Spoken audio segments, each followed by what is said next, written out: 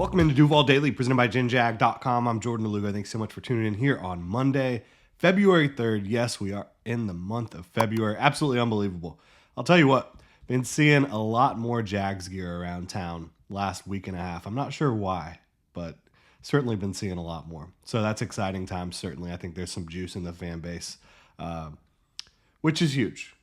You want excitement, you want energy around town, and I think that the Jaguars are moving in a direction that people can get excited about now, right? So we've got mock draft here for Mock Draft Monday. There are some coaching hirings that we're going to talk about later this morning, so be tuned for that for sure. Some interviews as well that we can look at. So Jaguars are working on filling out that staff. You know, Liam Cohen, Anthony Campanile, Heath Farwell, obviously special teams coordinator, working on filling out that staff. And there's some exciting names, some guys that have different connections. So we're going to dive into all that stuff. But we got to get to this mock draft here, Mock Draft Monday. You know, I do so many of these mock drafts, and I know y'all eat them up. Y'all love them for the most part. A lot of people do, at least. And so trying to keep it interesting can be difficult when you go over so many different potential paths for the Jaguars. But I think this one, especially in the first round, definitely keeps it interesting. So we're going to dive right into it. Really appreciate y'all tuning in. If you enjoy the content, please like and subscribe. You can also check out genjag.com/shop. Pick up some new Duval gear like the hat I am wearing right now. A lot of fun stuff up on the site. We've still got our Lawrence Cohen 25 pre-orders as well. genjag.com/shop. So Jaguars, they currently hold the 5th overall pick. I would like to see them trade down. Quite frankly, I think acquiring more premium draft capital is always a good thing. And I'm not saying a massive trade down, but somewhere like back end of the top 10. And then I still think you'll have a really good opportunity with the likelihood of at least 2 quarterbacks coming off the board in the top 10. You still have the opportunity probably to land a blue chip caliber prospect, and everybody's board is going to be different. Not everybody's going to have the same blue chip prospects. But for me, you look at this class, and I have a number of blue chip guys, you know, Travis Hunter, Ashton Genty, Abdul Carter, Mason Graham, Will Johnson, Malachi Starks, Tyler Warren are the blue chippers for me. And then there's a number of guys right outside of that group that I feel really good about as well. So when I look at this one, I would love to see the Jaguars, especially with, you know, Liam Cohen coming in and being such a creative offensive coordinator, and you've seen him run some big personnel. What if you go get Tyler Warren? What if you trade down from 5 to 8, acquire a 2nd-round pick from the Panthers? And that's just, you know, whoever would – it doesn't have to be the Panthers. It doesn't have to be the 8th pick. But whoever in that range has interest in moving up, maybe you can work something out with them, right? And who knows why they have interest in moving up. Maybe a quarterback has fallen to 5 that they feel good about. Not the Panthers, right, because they have Bryce Young moving in the right direction. But again, this is just a general idea. So Jaguars trading down to 8, somewhere in that range, acquiring a 2nd-round pick, adding Tyler Warren, the tight end / offensive weapon out of Penn State. And Tyler Warren is an absolute freak show. And I know that a creative offensive mind like Liam Cohen would just do wonders with him. I think, you know, 6'6", 260 pounds. He had 88 catches for over 1,000 yards and 6 touchdowns at Penn State last year. And this is a passing offense that not super successful. Then you talk about his ability also to carry the football out of Wildcat formation. You can do a lot with him. I think you could line him up as a fullback and H-back. He carried the ball 26 times for 218 yards, 8.4 yards per carry, 4 touchdowns. At 6'6" and 260 pounds, you just don't expect him to kind of have the athleticism, the nimbleness that he does, the fluidity as a route runner. And he's super explosive. He has unbelievable hands, like great contested catch player, but also a great in terms of just not having any focus drops as well. You look at the drop rate and the contested catch rate. It's really phenomenal. And you've seen comparisons to Gronk. I don't want to compare anybody to what Gronk ended up being, but like coming out, could I see a little bit of comparisons here as draft prospects? Yeah, I can see it. And then you talk about, is he a good blocker? I think you see a lot of unbelievable flashes as a blocker. I think you want to develop more consistency in that regard. And you got to keep in mind, this was a guy that played quarterback in high school. So he wasn't asked to block a ton, right? Early on, in his playing career. And you look at in 2024, his drop rate was 2.8%. His hands really, really improved. And before that, there was some inconsistency. But in 2024, he was lights out in terms of his hands being consistent. And then you also look at his contested catch rate in 2024, caught 13 of 21 contested opportunities at 62%. You can't ask for a whole lot more than that. And with his versatility, again, can line up at Y, can line up as an F tight end in the slot, out wide, H back, fullback, running back, wildcat quarterback, and like I mentioned, he can throw the ball a little bit. So you're talking about so much versatility, so much creativity, and then you talk about the fit with the Jaguars. I know Liam Cohen would figure out how to use him effectively, but at tight end, the Jaguars obviously have an opening with Luke Farrell set to hit free agency. Talk about running 12 personnel, 13 personnel. Even if you keep Evan Ingram, I don't think they have redundant skill sets in any way, shape, or form. You could get Evan Ingram and Tyler Warren on the field at the same time. You could get Britton Strange and Tyler Warren on the field at the same time. And if you're drafting him in the top 10, he automatically becomes, pretty much your number one guy, right, at the position. And Evan Ingram, the Jaguars could move on if they want to and kind of roll with Tyler Warren and Britton Strange as their top two guys. As much as I love Evan Ingram, he's not stopping me from if I'm Liam Cohen and this staff and front office and we feel like Tyler Warren's a blue chip prospect and we just feel like we can utilize him in our offense to a T and get so much versatility and functionality out of his skill set, I'm not letting a 30-year-old guy stop me from doing that. And I'm not letting Britton Strange stop me from doing that either. Because again, we've seen Liam Cohen run some big personnel, heavy personnel. I think that you could definitely do that with Strange and Warren. You could do it with Warren and Ingram. You could get all three of those guys on the field at the same time. And with their athleticism, you're going to have defenses getting into these big personnel units as well. And then they're going to have a difficult time keeping up with your guys. So you can do a lot. Warren, Strange, Ingram, and Brian Thomas Jr. all on the field at the same time. You could really get, as I've said, creative with this grouping. And maybe it's a little bit of an overlap at tight end. Maybe you do move on from Evan Ingram and you save yourself some cap space. But I think that Tyler Warren is a blue chip prospect and he would be a lot of fun here in Jacksonville. So, again, not saying this is what they will do, not saying this is what they should do, but trying to keep it creative, keep it interesting, look at all the different potential outcomes. And I think Tyler Warren and a Liam Cohen offense, there would be a lot worse outcomes that you could have than that for sure. And then in this scenario, we're probably having addressed cornerback, wide receiver, safety, edge, backup edge, in free agency before the draft. So just keep that in mind as well. Not going through all the guys that we would, and probably interior offensive line as well.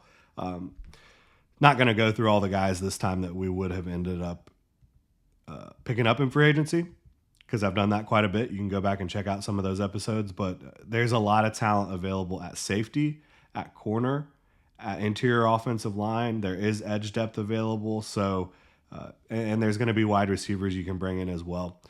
But moving on in this mock draft here, offensive line, I have to keep it simple here. And this is the same one I did last week. It's Gray Zabel because the, left tackle at North Dakota State, he showed at the Senior Bowl there's no issue with him being able to snap the football at center. He's also played guard throughout his career at times. So you talk about getting Gray Zabel in as your swing player across the offensive line, but then also a potential, Mitch Morse, has to fend him off and throughout the offseason and training camp. And the Jags can save money if they want to move on from Mitch Morse as well. I'm not saying they should, but you now have competition at center. Again, we talked about adding interior offensive line in free agency, whether that's Trey Smith, whether that's Tevin Jenkins, You could even look at Will Fries, who's going to hit free agency from Indy. You can look at Mekhi Becton. There's a number of quality candidates, and all those guys are very high quality candidates to come in and play guard for you, assuming Brandon Sheriff moves on at 33 years old. And then Gray Zabel comes in. He can compete to be your starting center year one, and then he will be the center of the future for sure. And now, one thing to keep in mind is Luke Fortner played under Liam Cohen, but I don't think that Liam Cohen is going to be so stubborn as to see that Luke Fortner might not be it at the NFL level. But at 57, coincidentally enough, we do look at the defense now. Of course, Liam Cohen is an offensive guy. He talked about the defense. We need to have a good defense, sound defense, but he made it pretty clear that I think that if he had to pick one or the other, he's going to go offense. So Tyler Warren, Gray Zabel, and then at 57, we start looking at that defense. Cornerback, Maxwell Harrison out of Kentucky. Yes, he has been coached by Liam Cohen before, obviously different sides of the ball, but he's been around Liam Cohen, and he is a feisty, athletic, physical corner. I think would really pair well across from Tyson Campbell. And look, he's not the biggest dude out there. He absolutely is not.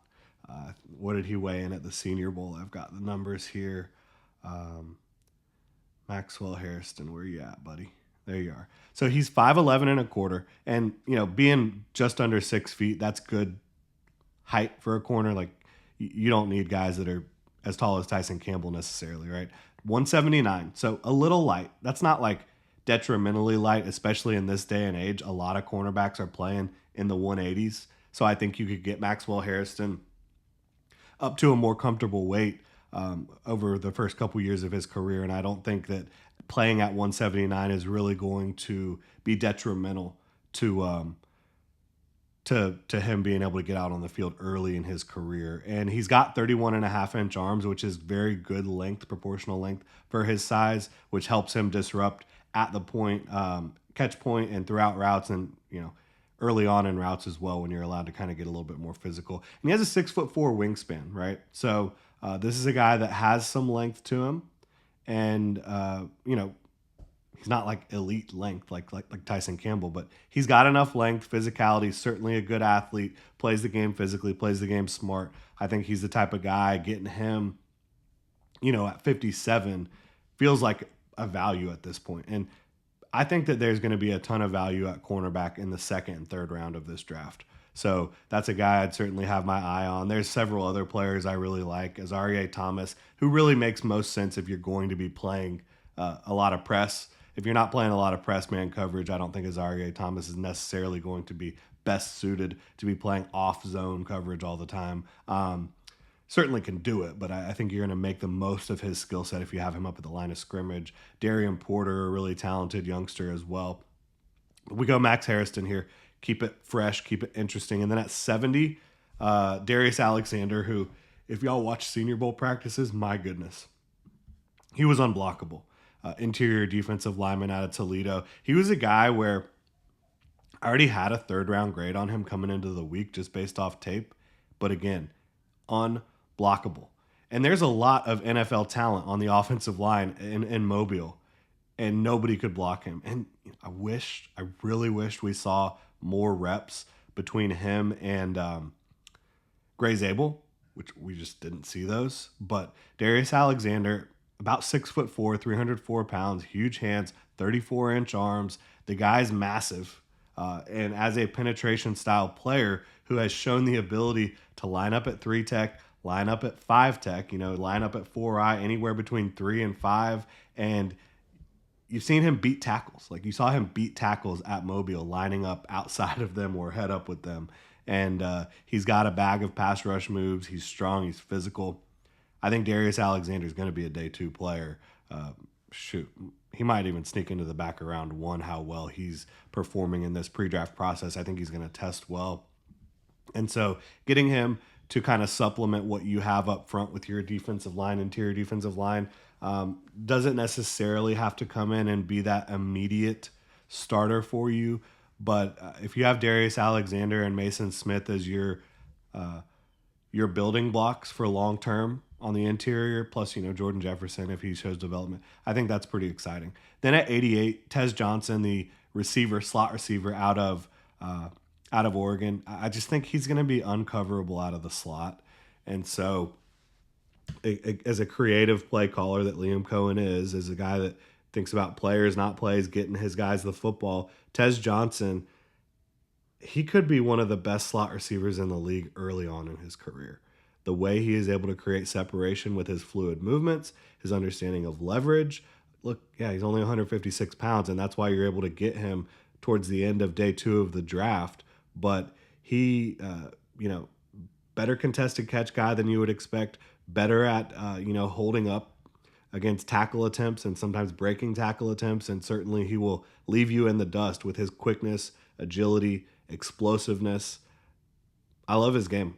Again, if he was a little bigger, I think we'd be talking about a completely different projection, but he might end up lasting till round 3 just because of that size again. So, and he might not, he might come off the board earlier, but there's going to be good value at receiver in round 3, whether Tez Johnson's there or not, in my opinion. At 106, we go get a running back. I think that Liam Cohen would be pretty fired up about. It's DJ Giddens out of Kansas State. And this is someone, again, I'm trying to rotate some running backs just because we talk about running back every single show, every single mock draft show.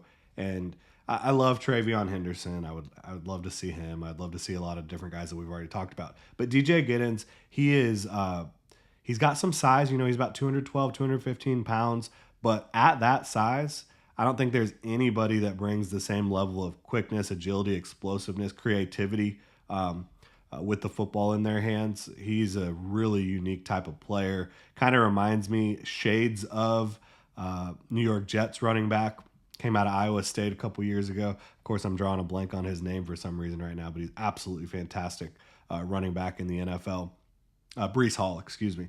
And so shades of Breece Hall a little bit, DJ Giddens, and he's shown the ability to stick his nose in there and block at a high level as well. So somebody I think could come in and compete. Look, Travis Etienne, he's on the final year of his rookie deal. So even if you're saying we're going to roll with Travis and Tank as our 1-2 punch in 2025, which probably under Liam Cohen, a Liam Cohen coached offense will be good, you can still address it for the future. At 125, we go tackle/guard Anthony Belton. This is just too good of a value here out of NC State. He's a big boy. And he had a fantastic Senior Bowl week. And he's pretty good on tape. Like, you see flashes on tape of him where it looks like you could project him to be a first-round pick.